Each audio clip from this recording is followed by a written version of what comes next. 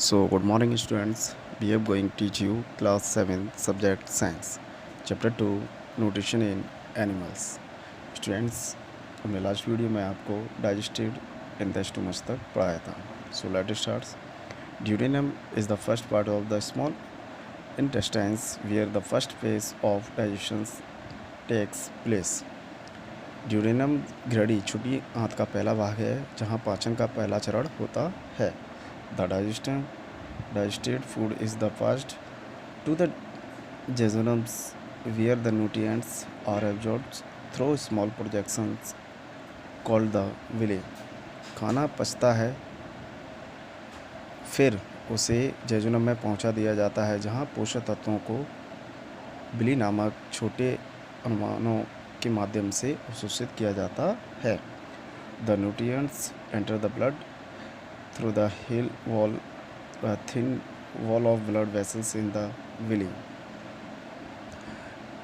Willie में रक्त वाहिकाओं की पतली दीवारों के माध्यम से पोषक तत्व रक्त में प्रवेश करते हैं. The ileums that returns the while the liver and pass the processed food to the large intestines. Ileum तब पित्त को यकृत में लौटाता है और संसाधित या पूरे भोजन को बड़ी आंत में भेजता है.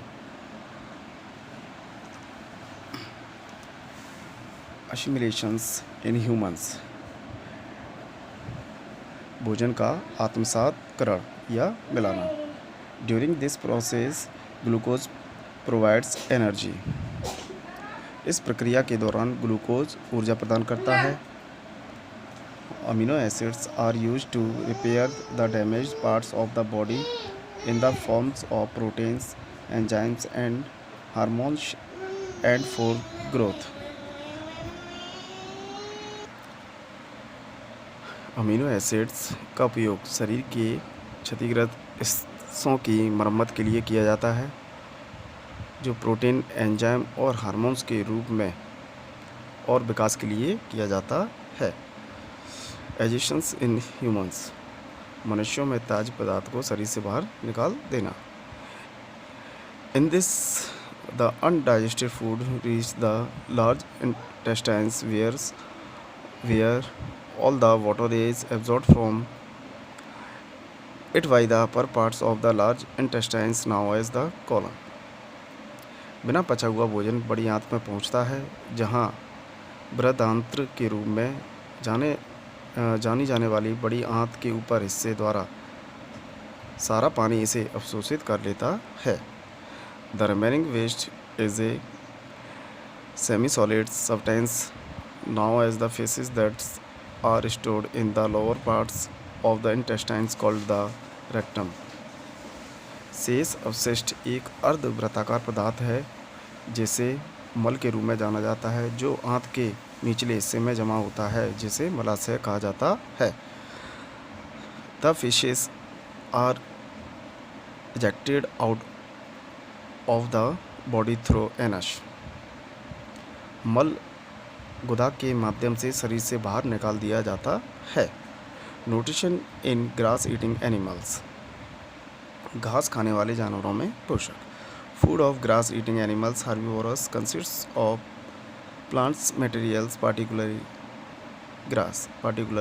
ग्रास. घास खाने वाले जानवरों शाकाहारी के भोजन में विशेष रूप से पौधों की सामग्री व घास होती है. Grass is rich in a specific carbohydrate called glucose. घास एक विशिष्ट कार्बोहाइड्रेट में समृद्ध है जिसे सेलुलोज कहा जाता है. Humans and many other animals cannot digest cellulose. मनुष्य और कई अन्य जानवर सेलुलोज को पचा नहीं सकते. The grass eating animals have a unique method of digesting cellulose. घास खाने वाले जानवरों में सेलुलोज को पचाने का एक अनूठा तरीका है.